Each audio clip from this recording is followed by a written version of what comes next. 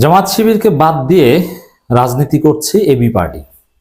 বাদ দিয়ে বলতে এবি পার্টি তো আলাদা একটা দল, জামাত ইসলামী আলাদা একটা দল, প্রত্যেকে প্রত্যেকের মতো রাজনীতি করবে।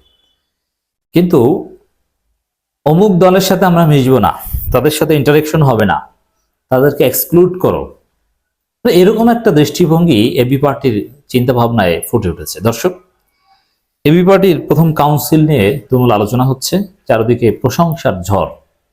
যে না, এবি পার্টির যে নির্বাচন পদ্ধতি এবং এবি পার্টি ওয়েস্টার্ন কিছু সিস্টেম বাংলাদেশে ইমপ্লিমেন্ট করতে পেরেছে। বিশেষ করে এবি পার্টির যারা চেয়ারম্যান পদপ্রার্থী ছিলেন তাদের মধ্যে বিতর্ক অনুষ্ঠিত হয়েছে, ওপেন ডিবেট, মিডিয়ায় সরাসরি লাইভ দেখানো হয়েছে। এটা বাংলাদেশের রাজনীতিতে নজিরবিহীন এবং অত্যন্ত স্বচ্ছতার সাথে ভোট হয়েছে এবং সাংগঠনিক কাঠামো উন্নত, দেশের উন্নত গণতান্ত্রিক রাজনৈতিক দলের আদলে এগুলো প্রশংসা পাচ্ছে। কিন্তু একই সাথে আমরা দেখতে পাচ্ছি তাদের হীনমন্যতা এখনো কাটেনি। কারণ এখানে এবি পার্টির যে কাউন্সিল হয়েছে সেই কাউন্সিলে বিভিন্ন রাজনৈতিক দলের নেতারা, মির্জা ফখরুল সবচেয়ে গুরুত্বপূর্ণ অতিথি হিসেবে ছিলেন, কিন্তু জামাত ইসলামীর কাউকে দেখা যায়নি। এখন একটা দুইটা বিষয় হতে পারে, একটা হচ্ছে জামাতের কাউকে দাওয়াত দেওয়া হয়নি, আর দাওয়াত পেয়েও জামাতের কেউ আসেনি, দুইটাই হতে পারে। তবে দাওয়াত দেওয়া হয়েছে কিনা এটা আমি নিশ্চিত করতে পারিনি। তবে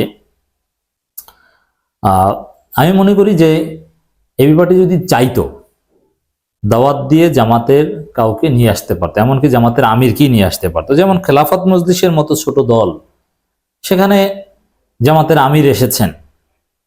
অতএব এবি পার্টি তো এখন অত্যন্ত গুরুত্বপূর্ণ দল, সেখানে জামাতের আমিরকে আনা কঠিন কিছু ছিল না। জামাতের অন্য কেউ আসলে হয়তো ব্যক্তিগতভাবে সে, যেমন ডাক্তার তাহের আসলে তিনি বিতর্কিত হতেন, কারণ তাকে এমনিতেই এবি পার্টি সন্দেহ করে জামাতের মধ্যে। কিন্তু আমিরে জামাত আসলে এই সমস্যাটা হতো না। এবি পার্টি যদি খুব সিনসিয়ার হতো তা আমি মনে করি জামাতের শীর্ষ নেতাকে তাদের কাউন্সিলে আনতে পারত। এর মানে তারা আসলে ওইভাবে চায়নি, কিংবা জামাতের সাথে ঐক্যবদ্ধভাবে কোনো রাজনীতি করুক এটা এবি পার্টি চায় না। এটা হচ্ছে সত্য কথা। কেন চায় না? জামাতের সাথে ইন্টারেকশন করে রাজনীতি করলে এবি পার্টির রাজনীতি থাকে না, এমনকি জামাতের মধ্যে বিলীন হয়ে যাওয়ার ভয়ও একটা থাকতে পারে। এবি পার্টির জনশক্তি রিক্রুটমেন্ট প্রক্রিয়াই হচ্ছে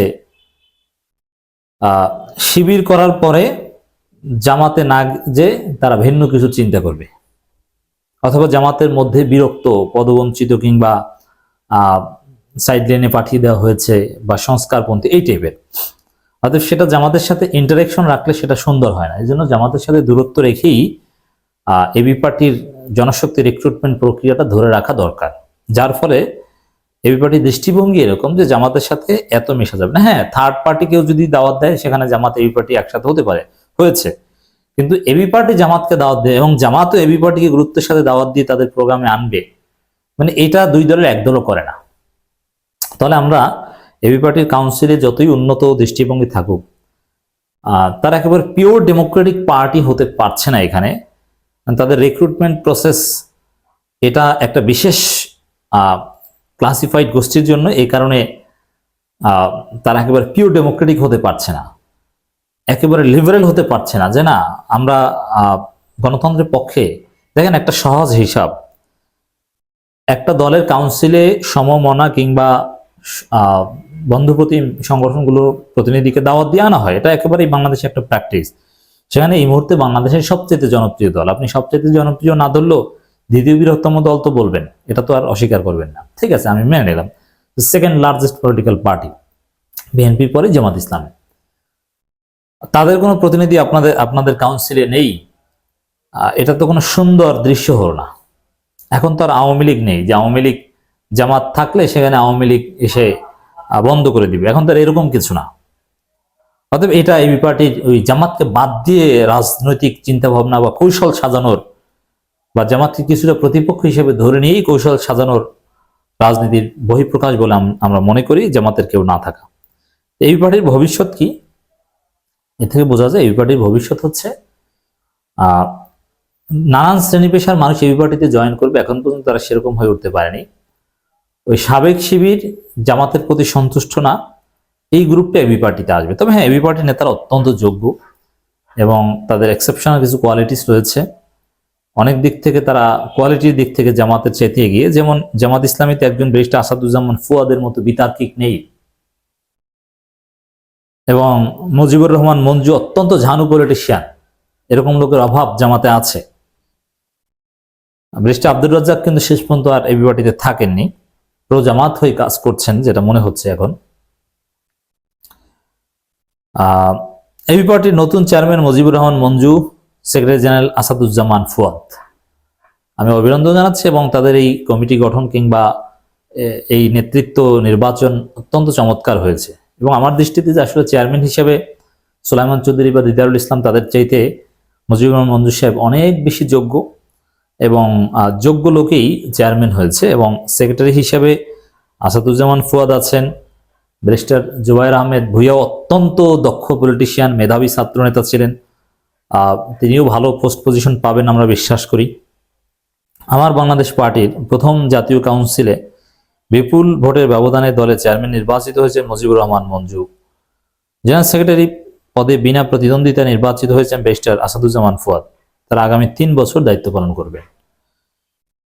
শনিবার দুপুরে রাজধানীর সোহরাওয়ার্দী উদ্যানে এবি পার্টির প্রথম জাতীয় কাউন্সিল অনুষ্ঠিত হয়। নির্বাচনের ফলাফল ঘোষণা করে দলটির অভ্যন্তরীণ নির্বাচন কমিশন।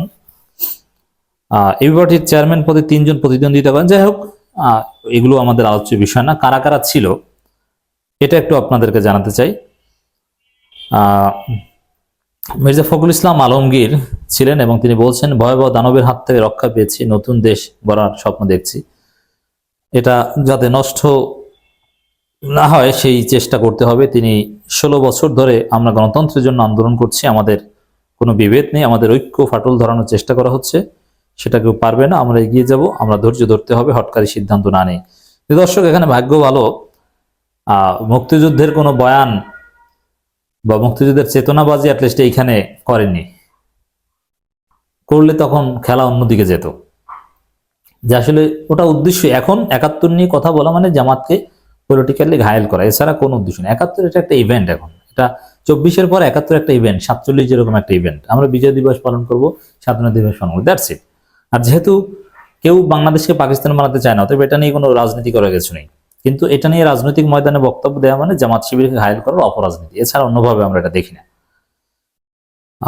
মির্জা ফখরুলের বক্তব্য এসেছে, এবং আরো যারা ছিলেন, নাগরিক ঐক্যের মাহমুদুর রহমান মান্না, গণসংহতি আন্দোলনের প্রধান সমন্বয়ক জোনায়েদ সাকি, নাগরিক কমিটি আহ্বায়ক নাসিরউদ্দিন পাটোয়ারি, যিনি নিজেই এবি পার্টির নেতা ছিলেন একসময়, এলডিবির মহাসচিব বীর মুক্তিযোদ্ধা ডক্টর রেদওয়ান আহমেদ, এনডিএম এর চেয়ারম্যান ববি হাজ্জাজ, খেলাফত মজলিসের মহাসচিব ডক্টর আহমেদ আব্দুল কাদের, করণদিঘার পরিষদের সেক্রেটারি রাশেদ খান, বারদলীয় জোটের মুখপাত্র মুস্তফা জামাল হায়দার, বিশিষ্ট শিক্ষাবিদ সুকমল বড়ুয়া, ইসলামী আন্দোলন বাংলাদেশের মানে চরমোনাইল প্রেসিডেন্ট সদস্য আশরাফ আলী আকন, জাগপার সহসভাপতি রাশেদ প্রধান। শহীদ পরিবারের মধ্য থেকে বক্তব্য রাখেন শহীদ নাজমুল কাজীর স্ত্রী মারিয়া সুলতানা রাখি। আমাদের মধ্যে বক্তব্য রাখেন, আহতদের মধ্যে বক্তব্য আসিফ আদনান, উপস্থিত ছিলেন শহীদ বাপ্পির বোন, আরো অনেকে ছিলেন। এখানে জামাত ইসলামীর কেউ উপস্থিত ছিল না। দর্শক, এবি পার্টির রাজনৈতিক ভবিষ্যৎ এবং গতি প্রকৃতি স্ট্র্যাটেজি আশা করি বুঝতে পারছেন। জামাতকে একটু এক্সক্লুড করে এড়িয়েই তার রাজনীতি এগিয়ে নিয়ে যেতে চায়। রাজনীতির বিভিন্ন পয়েন্টে জামাত বিএনপি জামাত এবি পার্টি একমত। যেমন এই যে জুলাই রেভলিউশনের যে প্রোক্লেমেশনের কথা বলা হচ্ছে, সেখানে কিন্তু জামাত এবি পার্টি প্রায় একই ধারণায় আছেন, বিএনপির বিপক্ষে। পিআর সিস্টেম থেকে শুরু করে নানান কিছুতে বিএনপি এবি পার্টি জামাত এক বিন্দুতে, কিন্তু না, তারপরও এবি পার্টি ব্রডার সেন্সে এখনো রাজনীতি করছেন। তাদের সাংগঠনিক কলেবর বৃদ্ধির জন্য জামাতকে একটু খোঁচা দিয়ে রাজনীতি তাদের করতেই হবে।